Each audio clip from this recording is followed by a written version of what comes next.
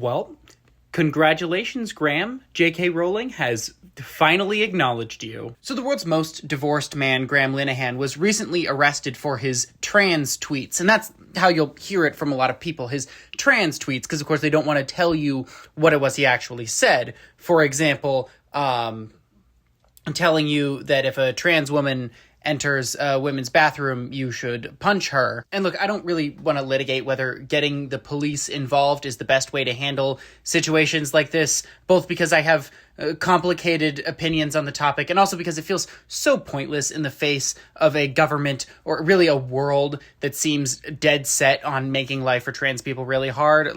I'm not going to spend my time defending the legal rights of a presumably very wealthy person that is getting just a taste, just a tiny little hint of what trans people experience constantly.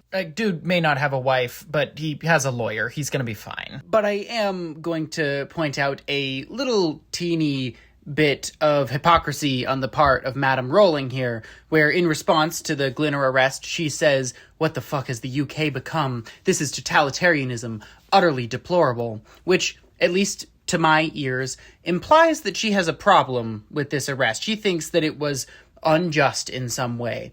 Okay, fine.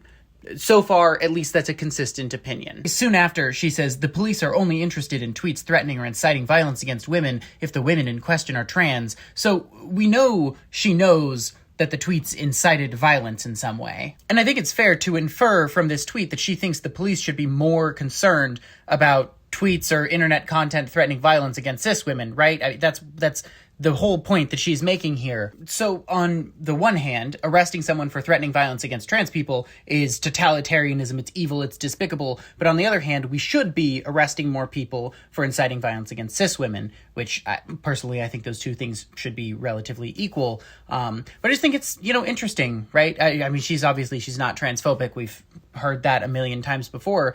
But she does literally explicitly think that there should be a two-tier justice system for trans people and cis people.